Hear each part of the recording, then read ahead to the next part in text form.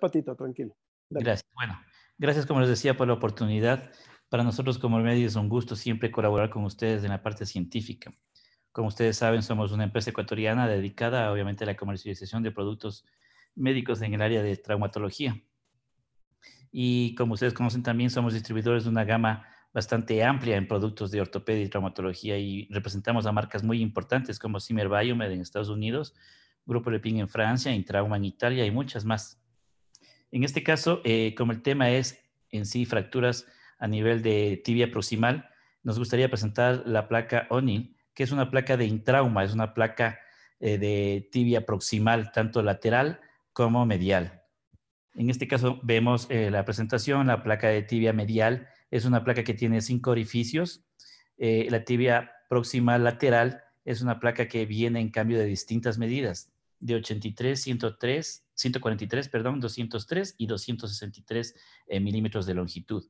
Este tipo de placas están fabricadas en acero inoxidable. Sus tornillos y sus arandelas o bocines son fabricadas en titanio, es decir, es una combinación mixta de acero, la placa, y titanio los bocines con los tornillos.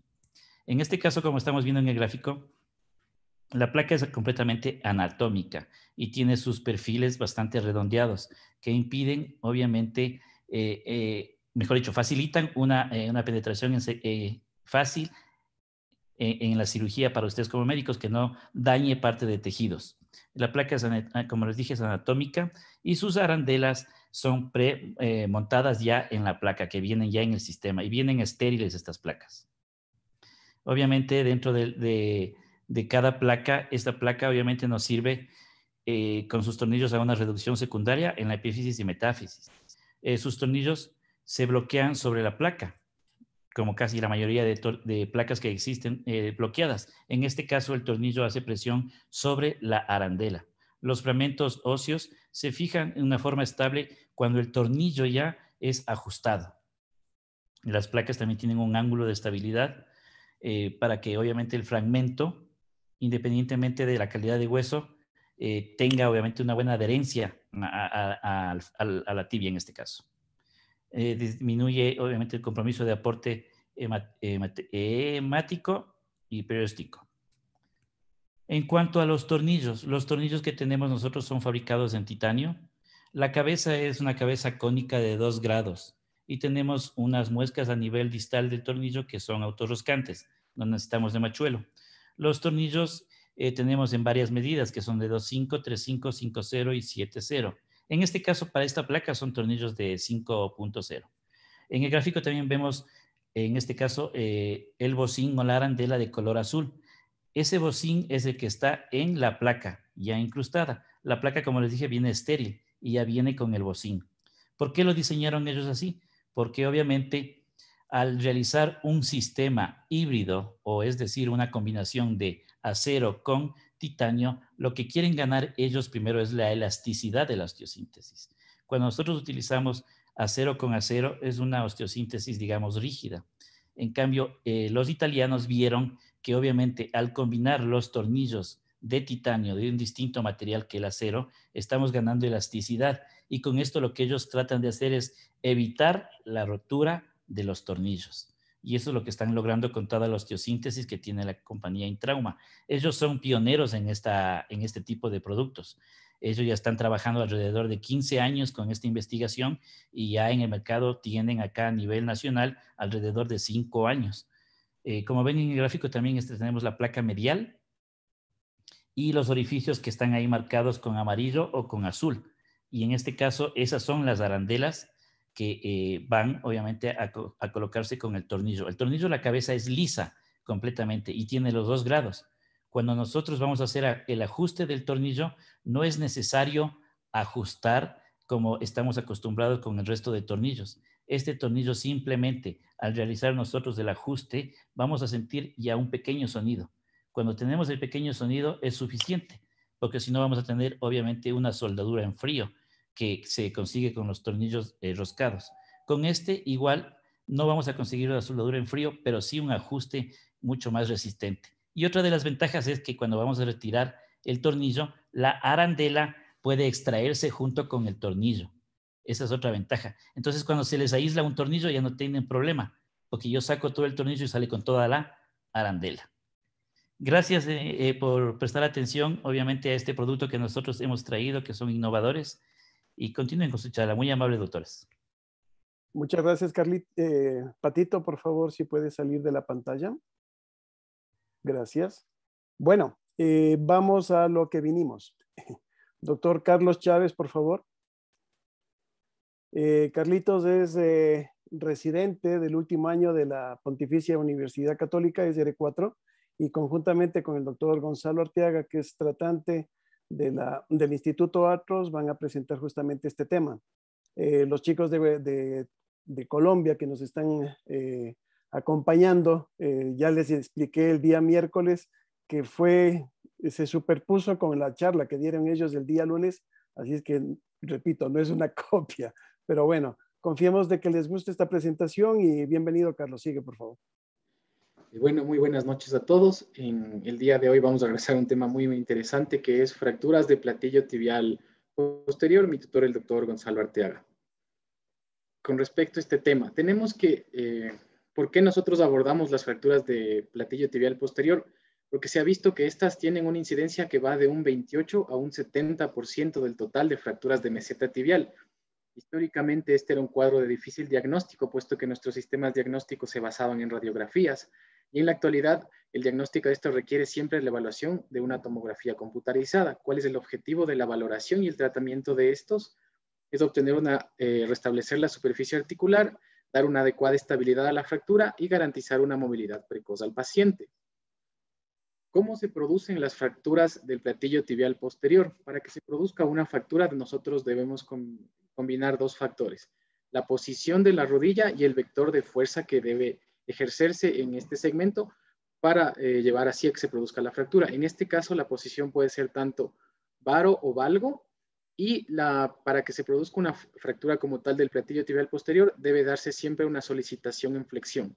Entonces, si nosotros presentamos una solicitación en flexión más valgo, vamos a tener compromiso de la columna posterolateral, y si tenemos una posición en flexión más varo, vamos a tener una fractura de la columna posteromedial.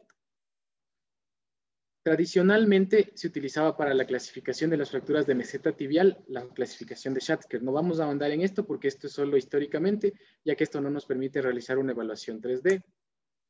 Ya en 1974, Postel dio una primera clasificación de fracturas de la meseta tibial posterior basados en una vista lateral, donde nos daba 3 tipos en base al porcentaje de afectación de la superficie articular. Sin embargo, esta seguía siendo insuficiente porque hablaba únicamente de la pared de la columna posteromedial. ¿Cuándo viene la revolución o el advenimiento del tratamiento de fracturas de la meseta tibial posterior? Es con el estudio de Confeng Luo realizado en el 2010, en el cual él realiza el diagnóstico a través de una tomografía computarizada en pacientes que presentaron un diagnóstico imagenológico de fractura de meseta tibial Schatzker 5 y 6. Y aquí nos da algunas referencias anatómicas en la cual nosotros podemos dividir tanto en una columna lateral, en una columna medial y en una columna posterior. Todos los pacientes que intervinieron en este estudio fueron intervenidos en una posición flotante y se realizaba un doble abordaje, un abordaje anterolateral y un abordaje posterior en L invertida para realizar así una osteosíntesis en 360 grados. Posterior a esto, se han propuesto varios sistemas de clasificación. Cabe mencionar el sistema que fue propuesto por Cross en 2016, el cual está basado en las fracturas tipo B y C de la O. Cuando nosotros evidenciamos una fractura de patrón tipo B, es decir, parcial articular, o tipo C, total articular, de la meseta tibial, debemos tener una alta sospecha de compromiso de la meseta tibial posterior. ¿A qué nos lleva esto? A que se realice con mayor frecuencia un abordaje posterior, e incluso en fracturas de baja energía en personas de edad avanzada, nosotros ya deberíamos sospechar en una fractura de meseta tibial posterior. Sin ahondar en este gráfico, podemos ver que las fracturas de tipo B parcial articulares tienen una incidencia muy alta que va del 60 al 80%, y las de tipo C llegan incluso en un 100% a presentarse compromiso de la columna posterior. En el momento actual, en el estudio de 2018, donde se hizo una revisión de la clasificación de Schatzker junto con Kifuri, Aquí se plantea la clasificación más aceptada actualmente para el manejo de fracturas de meseta tibial posterior. Aquí se traza una línea que va desde el borde más anterior de la fíbula al borde más posterior de la inserción del ligamento colateral medial. Y todo el trazo que se genere por detrás de esta línea va a ser una fractura que comprometa el platillo tibial posterior, que puede ser tanto medial como lateral. Y como ya lo habíamos visto, puede darse tanto por mecanismos de varo o valgo. Y esto nos va a dar los diferentes patrones. ¿Cuál es la importancia de la revisión de la clasificación de Schatzker? Es la versatilidad que esta nos presenta para nosotros poder realizar un adecuado diagnóstico de la fractura y posteriormente el manejo de la misma. ¿Por qué? Porque donde nosotros identificamos el trazo de fractura es donde nos va a definir para poder realizar el abordaje que nosotros necesitemos. Si podemos necesitar un abordaje anterolateral, un abordaje posteromedial, un abordaje posterior puro, que sería más el tema de revisión en este momento.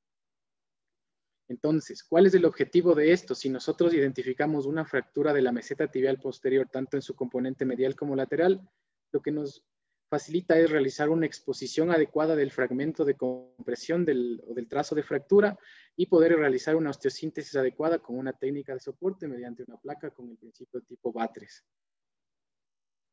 Con respecto al diagnóstico, como ya habíamos hablado antes, tradicionalmente o siempre de entrada se solicitan estudios de imagen que son una radiografía anteroposterior y lateral de la rodilla. Sin embargo, para cuando tenemos una sospecha de fracturas de meseta tibial, el gol estándar o el examen que nos va a dar el diagnóstico definitivo es la tomografía computarizada. Esto, además de darnos un diagnóstico y de permitirnos realizar un diagnóstico 3D, nos ayuda a realizar una planificación preoperatoria, nos ayuda a valorar la vía de abordaje y además podemos valorar la lesión o compromiso de partes blandas.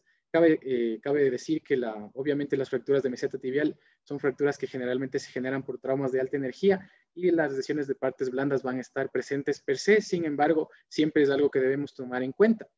Y otra cosa que el advenimiento de la tomografía nos ha ayudado es a mejorar la indicación quirúrgica, porque muchas de estas fracturas eran subdiagnosticadas o no eran diagnosticadas y de ahí venían las complicaciones. ¿Cuál es el tratamiento o por qué tratamos las fracturas de la meseta tibial posterior? Debido a la naturaleza inestable que éstas presentan por sí.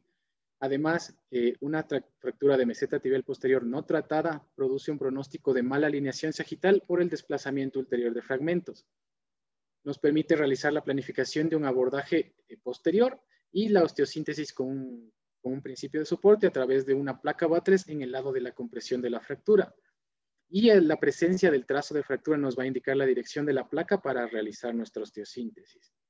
En este estudio, que es uno de los estudios más amplios que habla sobre la fractura de meseta tibial posterior, plantean numerosos abordajes y va a depender de la necesidad del cirujano o de la característica de la fractura para nosotros decidir. Tenemos varias opciones en la parte lateral y todas estas siempre se la realizan a través del borde medial del gastrocnemio medial o incluso podemos realizar un abordaje lateral puro si así lo requiere o así nos indica el patrón de fractura. ¿Cuáles son los resultados de una fijación de una fractura de meseta tibial posterior? Como toda fractura, el objetivo es una reducción anatómica, garantizar congruencia articular, dar una fijación estable. ¿A qué nos lleva esto? Darle una rehabilitación temprana al paciente y evitar complicaciones. En fracturas de este tipo, las complicaciones pueden ser infecciosas o incluso síndrome compartimental. ¿Cuáles son las conclusiones de este estudio? Que no había una diferencia, como sí, en la tasa de consolidación sin fijación de las fracturas de meseta tibial posterior. Sin embargo, el paciente podía realizar rehabilitación de forma precoz y la valoración funcional de los pacientes fue significativamente mucho mejor en los pacientes que fueron sometidos a una fijación de la meseta tibial posterior versus pacientes que no fueron intervenidos. Una vez ya que vimos esto, vamos a realizar la valoración de dos casos clínicos que tuvimos aquí en nuestro servicio. El primer caso es un paciente masculino de 35 años, veterinario, deportista. Es un paciente que tiene un índice de masa corporal de 20.2, normoalineado. El antecedente o cómo ocurrió el trauma es un paciente víctima de un accidente en motocicleta. El trauma se produce con su rodilla en flexión y sufre un golpe en la cara anterior y medial de la misma. Sufre un trauma a nivel de la tuberosidad anterior de la tibia. Esto ocurrió con el paciente, acudió con 24 horas de evolución. Lo que vemos aquí son las imágenes, tanto una proyección antero-posterior y una proyección lateral de la rodilla, donde podemos evidenciar la presencia de solución de continuidad de trazo multifragmentario, con compromiso tanto de la columna lateral como de la columna medial incluso. Y en la lateral nosotros podemos ver ya se evidencia un compromiso de la meseta tibial posterior.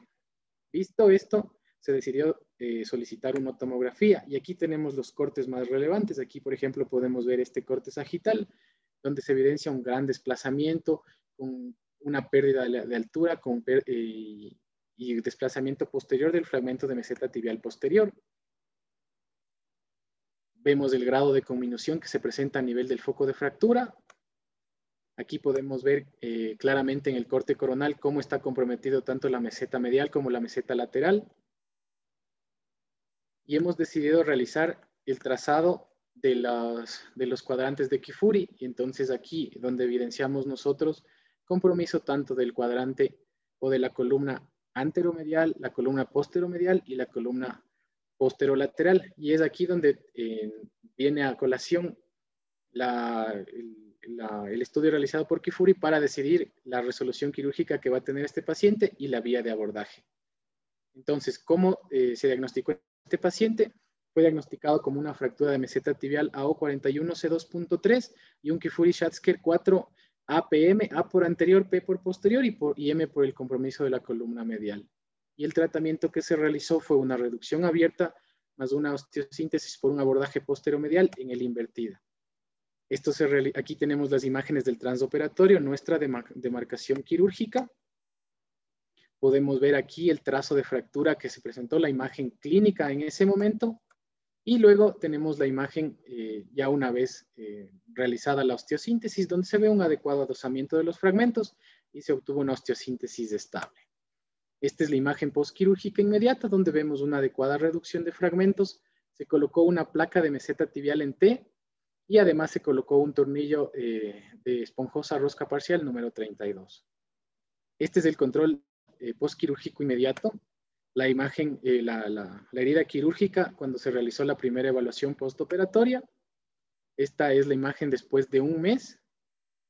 Y esto es después de 2 meses, donde podemos ver cómo se encuentra el momento actual del paciente. Vemos que el paciente tiene una flexión de 90 grados, una extensión de 0 grados. La herida quirúrgica se encuentra en muy buenas condiciones. Aquí incluso podemos llevar a hiperflexión y se ve que llega hasta 120 grados. Y esta es la imagen de control 3 meses después de haber sido realizada nuestra osteosíntesis.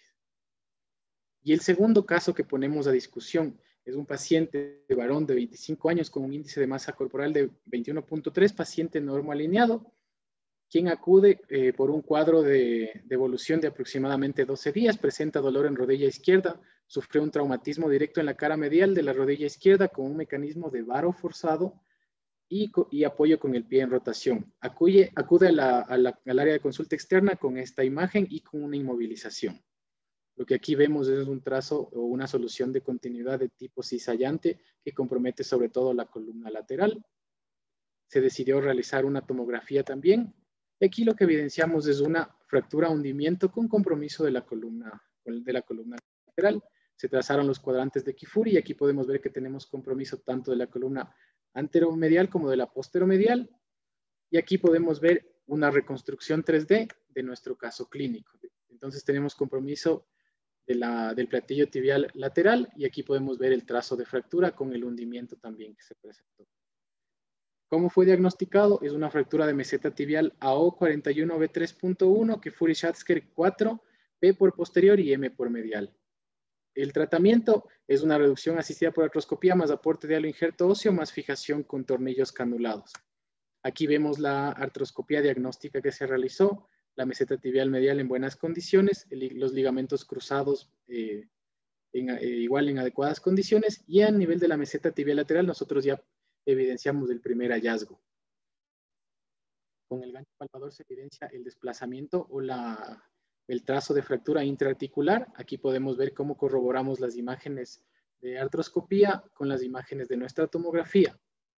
¿Qué se decidió realizar? Fue un levantamiento del trazo de fractura asistido por vía artroscópica, se realizó un fresado retrógrado y se hizo la colocación de halo injerto cadavérico. Aquí en la tercera imagen vemos cómo se realiza una ligera sobrecorrección de aproximadamente 1 milímetro, porque está sabido que todas las fracturas de meseta tibial tienden a llevar al colapso. Entonces, lo que se realizó aquí es un aporte de halo injerto para evitar precisamente eso, y por eso este ligero grado de sobrecorrección. Esta es la imagen del post quirúrgico inmediato con nuestro intensificador de imagen, y fue lastimosamente la última imagen que tenemos, puesto que el paciente ya no acudió nuevamente a la consulta.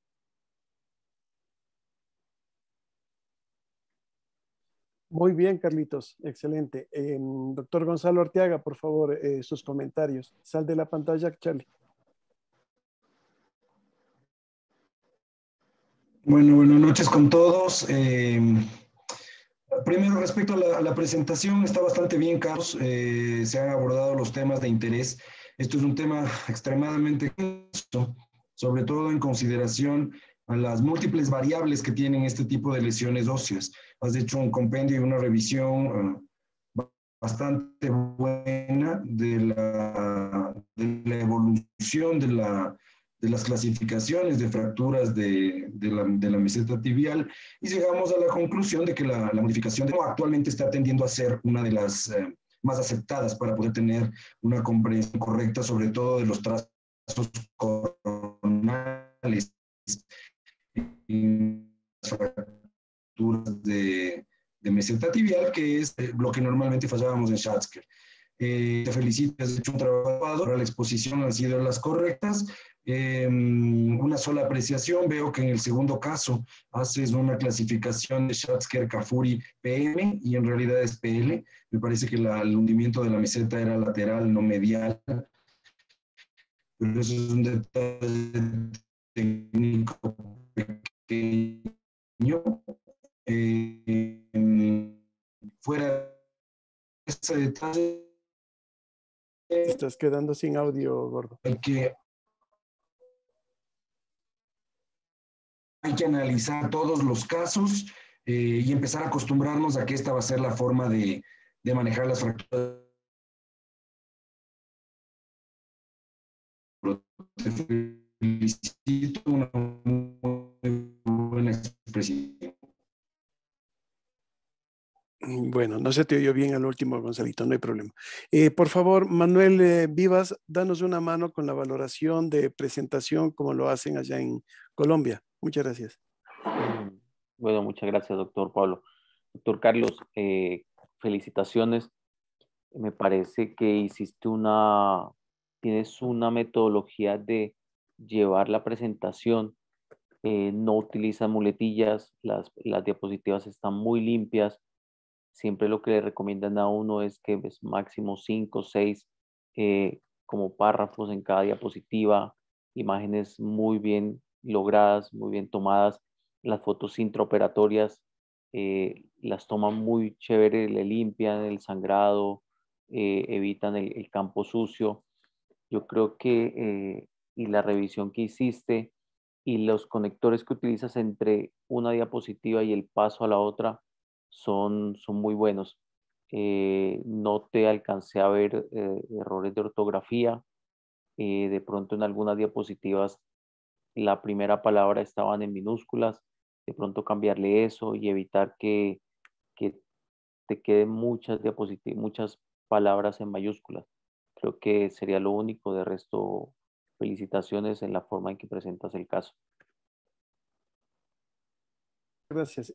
Bueno, quiero aclarar esta invitación. El doctor Manuel Vivas es el jefe de residentes de la Universidad del Bosque en el posgrado de traumatología. Qué pena, no estuvo la doctora Angelita, no le veo en el chat, pero quería justamente el criterio como jefe de residentes de Manuel para la valoración, y es lo que me encanta de las presentaciones de ustedes allá en Colombia, que justamente los detalles mínimos son vistos y justamente son corregidos a tiempo. Comparto los dos criterios, tanto de Gonzalo como de Manuel, que la presentación fue excelente, Carlitos, y todo el contexto de la presentación fue excelente.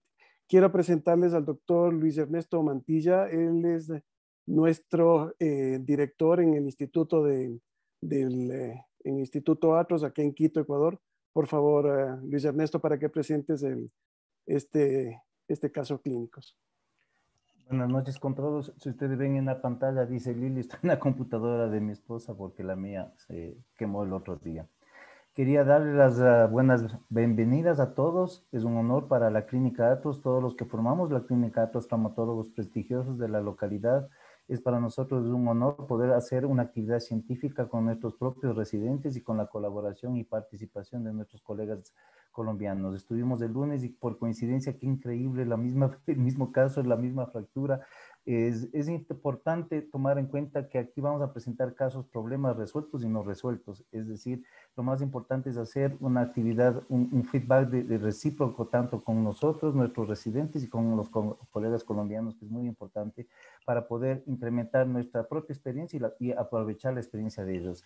Con respecto a la clínica Atros, pues ustedes bien conocen, es una clínica de especialidad ortopédica, básicamente ambulatoria, en que realizamos también protésicas, pero lo más importante es que estamos, digamos, aquí en Quito tenemos una gran cantidad ya tenemos más de casi 10 años de actividad profesional, donde tenemos más de 5,000 cirugías realizadas, ortopédicas todas, ni un solo tipo de otro tipo de tratamiento que no sea ortopédico, y siempre estamos pues tratando de mejorar nuestro conocimiento científico y todas estas actividades que ahora por los medios telemáticos nos permiten poder estar en contacto con todos nuestros médicos, con los los del Ecuador, los de Colombia, y que nos permiten, pues siempre es un estudio permanente y eso nos ayuda a nosotros. Con respecto a este caso en particular, antes todos sabíamos que las fracturas de plato tibial, pues la mayoría iba a artrosis, y entonces es aún más importante el tomar en cuenta que la división anatómica del plato y las fracturas de la parte posterior, muchas de estas ya no se trataban anteriormente,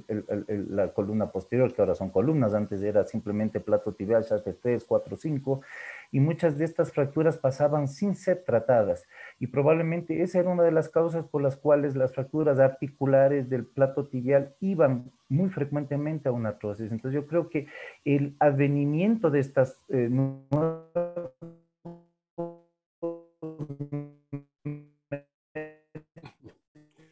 internet como siempre. Síntesis, y en eso ya vamos a referirnos a las preguntas. Hay muchas preguntas. ¿Qué tipo de complicación mayor? Perdón. Que el internet se te va de nuevo, Luis. No hay problema. ¿En A ver, serio? vamos a las preguntas. Hay una pregunta del doctor Medardo que dice, ¿a qué tipos de fracturas realizan artroscopía, Gonzalo? Porque tenemos una realizada artroscopía y la otra no artroscopía. Yo creo que la primera pregunta... Arregla tu internet. A ver, por concepto, la verdad es que a todas. Yo personalmente le meto el tubo a todas las artroscopías, a todas las fracturas, y esto es porque básicamente tampoco se oye. Se oye bien, par de... ¿Por qué no arreglan el internet, por favor? A ver, si quito el video, se escucha mejor. Se ve menos. Están robando del vecino. ¿Cómo estoy aquí? Así es. Un poco de chiros que hay aquí. A ver. Ahí Flaco. se escucha porque ahí estoy sin video. Ahí se escucha bien, Gonzalo. CNT. Ya, a ver, pues no sé, díganle a NetLife, a mí no me pregunten. Ya, respondiendo a la pregunta para ir avanzando, a todas. Estamos haciendo artroscopías para verificar, y no me interesa ya tanto el tema del levantamiento de la meseta, eso es evidente, pero estamos tratando mucho el tema de reinserción de raíz posterior. Y en estas fracturas, la gran mayoría tienen compromiso posterior en el centro de las columnas. Frecuentemente estamos viendo desinserciones de raíz meniscal y es algo que tiene que ser solucionado en el acto quirúrgico, no se puede pasar por alto. Entonces, mi respuesta es todas. Ok, en parte, complementale. Hay una pregunta del doctor Julio Pacheco en la cual dice, si tienes una fractura con afectación de las 3 columnas, ¿con cuál deberías iniciar en el abordaje? ¿El abordaje posterior o la fijación? Si tienes las 3 columnas afectadas. O sea, normalmente por concepto, donde tenemos mejor hueso es en la parte medial. Entonces, el abordaje posterior medial es el más simple de hacer, porque todos sabemos que el abordaje posterior lateral es un poco más complejo en términos de estructuras nobles. Entonces, mi decisión de entrada es la columna posterior medial, donde tengo más facilidad, tengo mejor hueso, fijo esa y me voy a la parte lateral. Ese sería mi criterio. Ok, otra pregunta de Lili, o sea, Luis Ernesto. ¿Qué tipo de placas son las específicas para este tipo de fracturas? En parte, el día lunes nos presentaron en Colombia que hay el desarrollo de una placa de la O específica para la parte posterior, pero en nuestro medio no la tenemos, por eso le pedí a Patricio que presente, pero ¿qué alternativas tendrías, Gordo, para utilizarla en esa parte posterior? La verdad es que esto es casi hablar ya como muñeca de fragmento específico, ¿no? Entonces yo creo que la placa que se adapte al espacio con el que tengamos para trabajar y el abordaje que logremos hacer. Para mi gusto, las placas normales de 3.5, de 4.5, moldeables en T que se utilizaban antes, se pueden adaptar fácilmente porque solo buscamos un efecto Batres generalmente. Ok. Y cuando tienes que hacer la fijación definitiva, ya sea mediano o lateral, utilizas placas anatómicas específicas. Bueno, antes de que el Pablito se enoje más, ¿qué dificultad encuentras en el abordaje posterior? ¿Qué tienes que tener cuidado cuando lo realices ese abordaje, en especial el lateral y luego el medial? Un lado y otro lado. Eso pregunta el Pablito Cornejo. Gordo. ¿Se murió? Ya se le fue ya no quiere hablar. Bueno, en parte, Pablín, esos dos casos son míos. El primer caso fue un poco complejo porque justamente al tener el abordaje posterior tienes muchos cuidados, no es un abordaje habitual que lo realizamos, tenemos que conocerlo. Lo hicimos en el abordaje por la parte medial. El complejo que tienes o el componente que te molesta ahí es el gemelo. La inserción del gemelo a nivel del cóndilo posterior del fémur es una guía para que justamente tú haces la separación de este elemento y posteriormente cuando te vas a la parte o a la línea media de la tibia, ahí tienes todo el complejo vasculonervioso. Entonces eso es un problema que tienes que evitarlo. Inverso, si es que vas por el lado lateral, tienes el nervio, el ciático poplito externo, el peroneo, y ese tienes que tener mucha precaución. Estos serían los cuidados que tendríamos en el momento del abordaje, Pablito.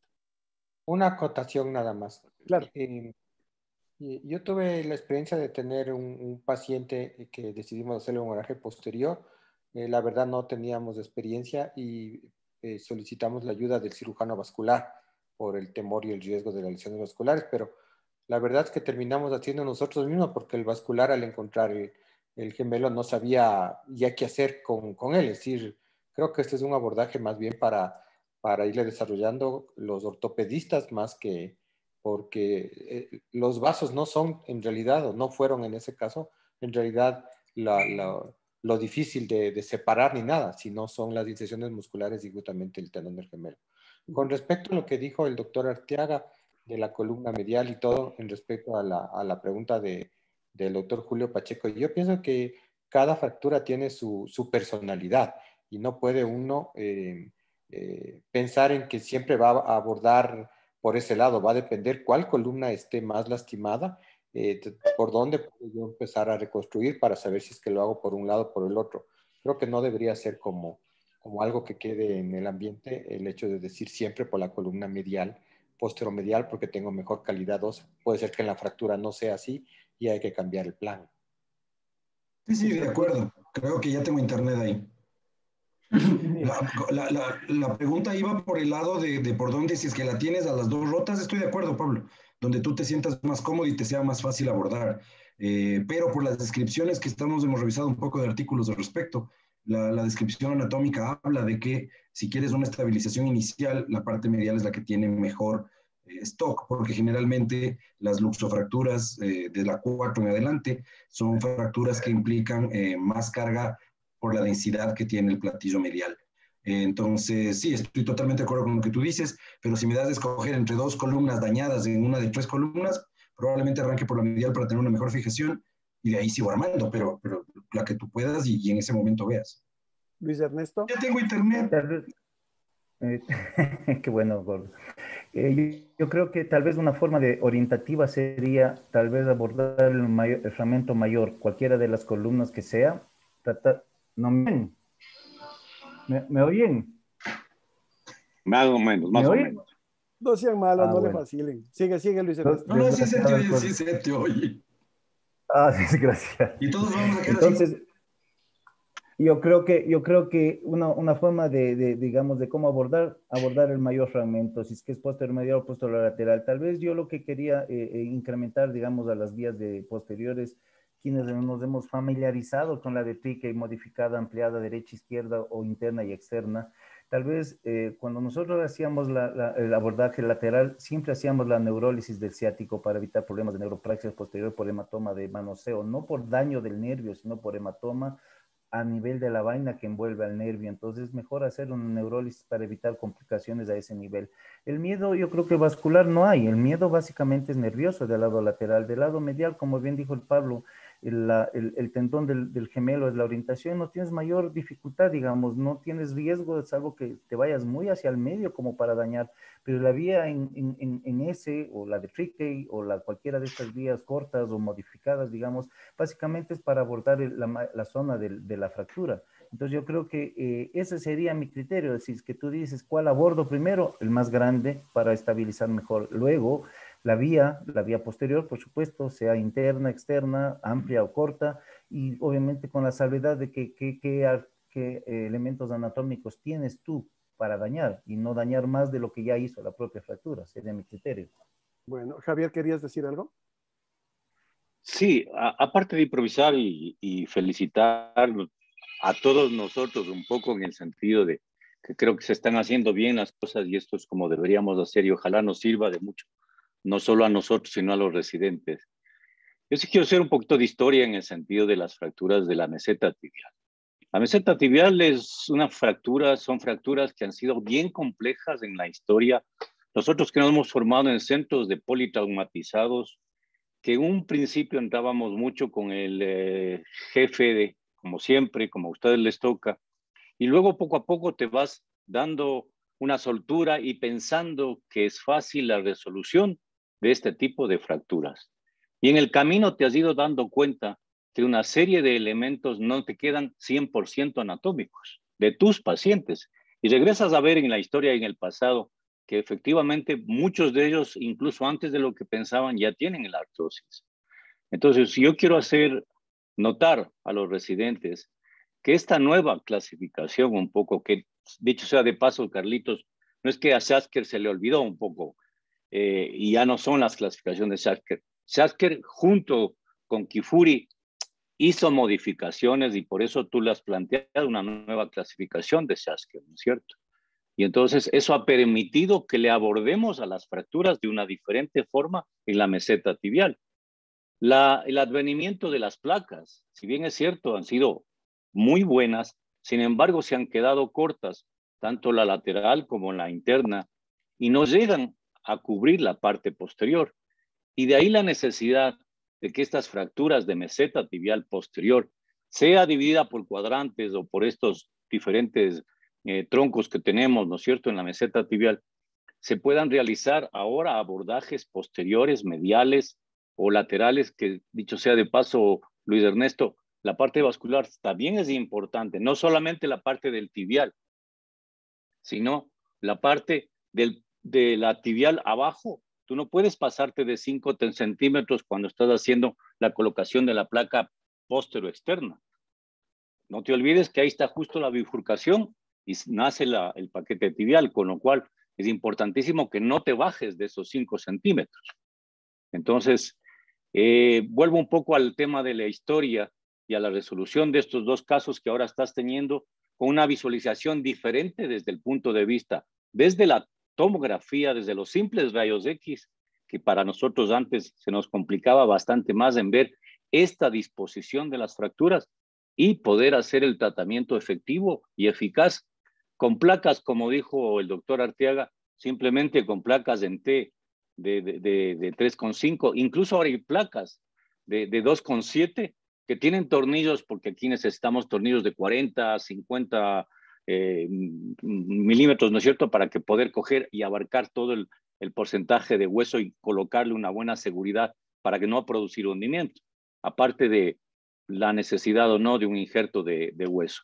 Pero realmente esta clasificación se ha permitido mejorar los resultados de las mesetas tibiales en general. Ok, muchas gracias, Javier. Hay una pregunta de Santiago, Carlos Chávez, es para ti. ¿Cuándo usan el abordaje posteromedial, si es necesario, y qué abordaje complementario utilizarías? En esa parte, Santi, ¿qué tipo de lesión tendrías para ver si haces otro abordaje? Pero, no sé, Carlitos Chávez, por favor, tú que leíste esto, ¿cuándo usarías el abordaje posteromedial? Bueno, el abordaje posteromedial está descrito cuando existen fracturas de la columna posteromedial, o incluso este abordaje conocido como abordaje Lowenhofer se puede utilizar para la fijación de fracturas de la columna tanto anteromedial como posteromedial, y podríamos complementarlo de ser necesario con un abordaje anterolateral o un abordaje lateral puro para la colocación de una placa anatómica lateral de meseta. Como ya explicó el doctor Arteaga, normalmente esto sigue una secuencia y la meseta o el platillo tibial medial tiene una mayor resistencia a las solicitaciones. Entonces, cuando existe una fractura del platillo tibial medial, normalmente existe también una fractura per se del platillo lateral. Entonces, podría utilizarse cuando tenemos un compromiso de la columna posteromedial basados en nuestra clasificación. En la clasificación que se plantea hoy es con compromisos de la columna posteromedial, y esta nos permite abordar toda la parte medial, tanto la parte anterior como la parte posterior. Ok. Hay una pregunta de Andrea Chávez, bienvenida. ¿Cuánto tiempo después de la cirugía se considera como adecuada para empezar el tratamiento de fisioterapia? Gonzalo, ¿quieres contestar? Fisioterapia temprana. Al día siguiente arrancamos con rehabilitación con rango de movilidad completo y restringimos apoyo de peso durante 6 a 8 semanas. Pero el rango de movilidad completo desde el día siguiente.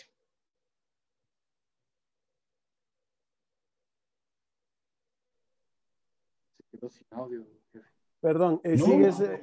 ¿sigues la misma fisioterapia que Gonzalo, Luis Ernesto, o cambias? Luis, Lili. Luis. ¿Me oyen? Sí. Disculpen, chicos de no, Colombia, pues. ¿qué quieren que le diga? Acá no llega el internet. Qué vergüenza ¿Me el oyen? internet Qué ecuatoriano. vergüenza. No, Sigue, Luis, vamos. Sí, hay una pregunta más. Por ejemplo, dice, si es que para evitar un problema del ciático en el abordaje posterolateral realizan la osteotomía del peroné. Hay un estudio. Hay una técnica. No. Nosotros no. A ver, No. Carlos, tú leíste ese artículo. Sí. Indícalo, por favor. Bueno, existen abordajes adicionales que se han propuesto para la columna posterolateral, la osteotomía de la cabeza del peroné, incluso la osteotomía del epicóndilo lateral del fémur. Sin embargo, no tenemos experiencia aquí en el país, y por eso es nada más un dato anecdótico, porque no hemos manejado ni he tenido la oportunidad de ver nunca. Entonces, justo cuando revisamos el caso con el Dog Arteaga, y tampoco hemos tenido oportunidad de ver ese tipo de abordajes. Flaco, corto. Sí, yo no he realizado, pero sé la técnica, es decir, de hacer una ventana, justo lo que yo hacía referencia con el tibial. Cuando da la arteria y la vena, el paquete, tú sobrepasas eso y abres una ventana por debajo. Y entonces ahí puedes hacer osteotomía del peroné, justo a nivel de la cabeza, y haciendo una disección de todo el peroneo, del nervio peroneo. Eso te permite una mejor visibilidad, pero realmente me parece bien riesgo, ¿no? De mucho riesgo ese abordaje. Muy compleja. Sí. Freddy, Sí. buen día, buenas noches. Hace la pregunta siguiente. ¿Qué opinan la utilización de placas de radio distal, que es lo que habló Gonzalo? Pero si tienes esta lesión adicionada a una lesión del cruzado anterior o posterior, ¿lo haces al mismo tiempo el manejo de la fractura o en dos tiempos? plastia ligamentaria y posteriormente fractura, o inverso? ¿O le haces al tiempo las dos? Gordo. Aquí. 2 tiempos, consolido hueso, retiro material y hago cruzado. No considero que sea necesario tentarle más a ese hueso metafisario dañado, además que vas a tener probablemente que comprometer la estabilidad de tu fijación distal del cruzado con una cortical que está tocada, entonces lo haría en 2 tiempos. Con respecto al uso de las placas, como dije, y bueno, como no se me oyó, la placa que se adapte al abordaje que tengas y al espacio con el que logres fijar sirve.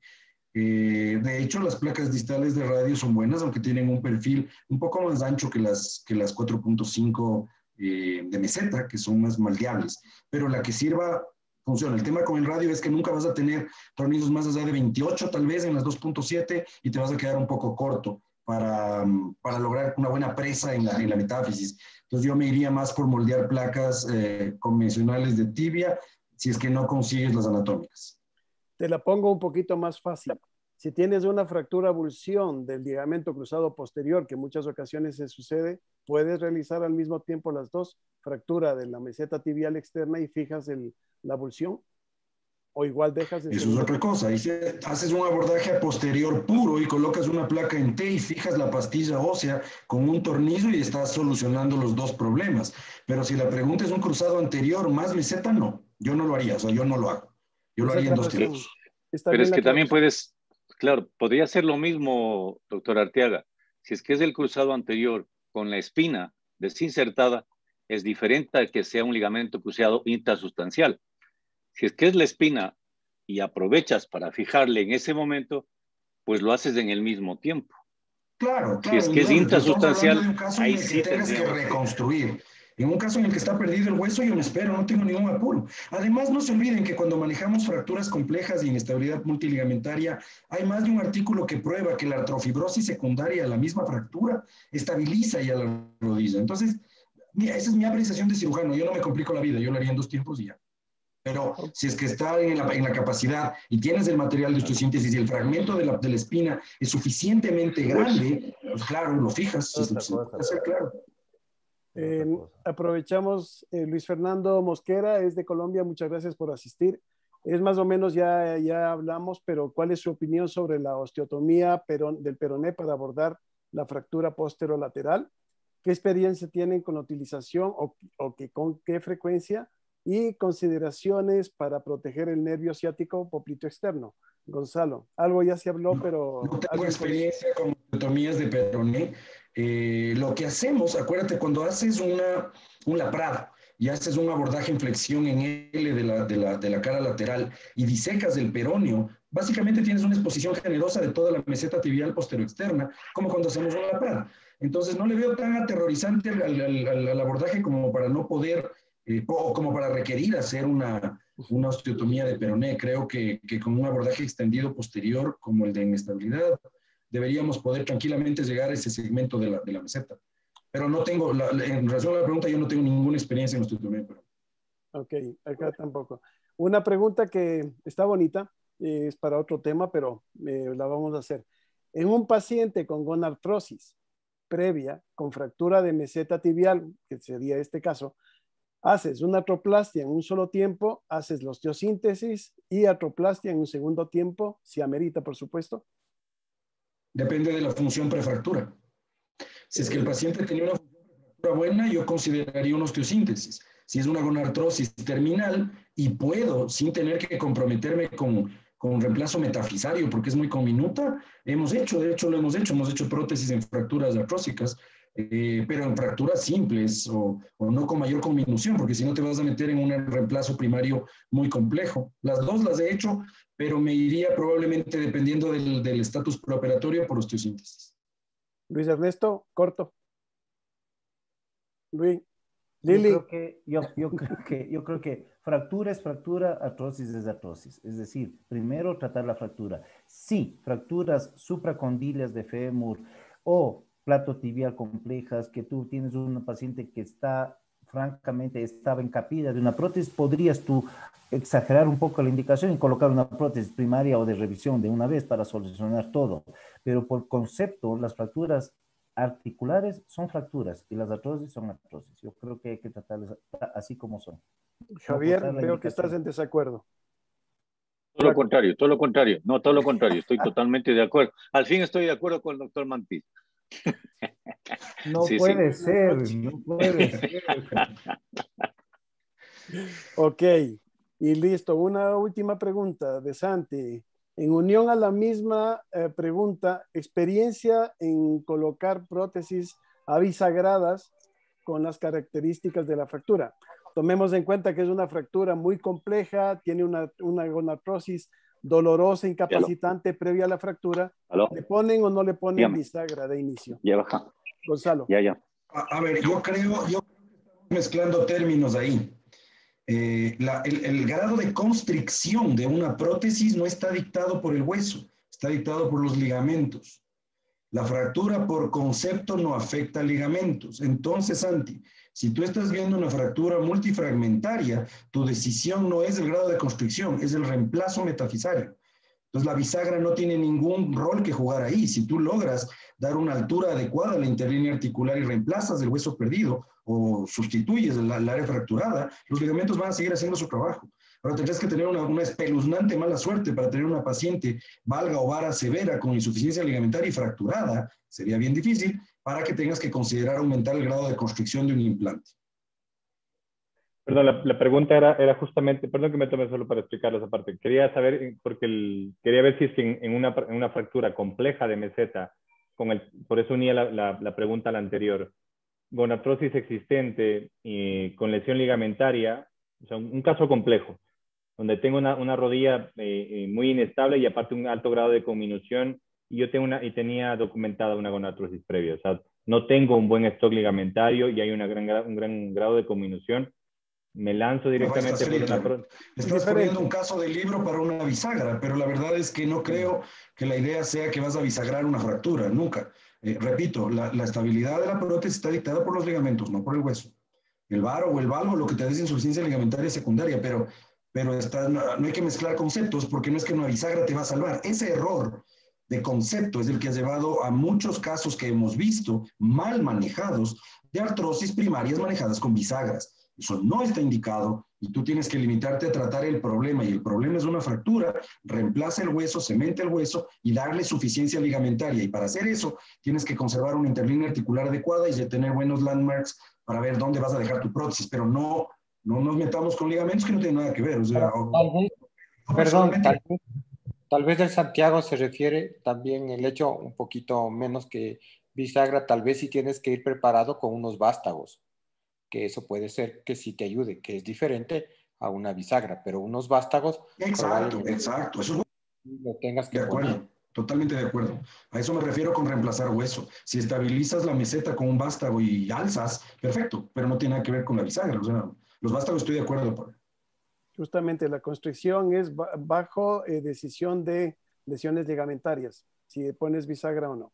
Y terminemos con la última pregunta, que en parte no viene al tema, pero ya que nos centramos igual de Freddy, métodos de fijación para la espina del ligamento cruzado anterior o el footprint del cruzado posterior, que algo hablaste, Gordo. Para ser rápido, por favor, si puedes contestar. Opción 1, tornillos. Opción 2, puntos transóseos, todo artroscópico all inside. En el posterior, generalmente más tornillo. Estuve revisando una técnica nueva de Arthrex con botón transfixiante que va a través del fragmento con una guía posterior. Atraviesas el fragmento, el botón se ancla en el fragmento y jalas abajo con un botón externo. Pero de entrada en posterior tornillo, en anterior con puntos all inside. Ok. ¿Pablín, algo en especial? Pablo. No, básicamente lo mismo. Un pequeño comentario a lo que decía Gonzalo hace un momento. Yo tuve algún paciente también con una lesión de este tipo y estaba pendiente. Cuando terminamos la cirugía le dije que hay que hacer el ligamento cruzado posterior porque estaba completamente roto y eso. Ya regresa como 3 años preguntando cuándo me hace el posterior y está bien estable. Esos solitos, muchos de esos solitos se fibrosan. Anterior y posterior. Los posteriores, seguro. Los anteriores, uno que otro, pero yo pensé que le iba a tener que hacer los 2 ligamentos y todo. Y viene y pregunta hasta ahora, ¿y cuándo me va a hacer? ¿Cuándo me va a hacer? está muy bien. Muy bien. Bueno, ¿alguna otra acotación o ya para dar por terminado la presentación de caso? Luis, ¿tienes alguna cosa?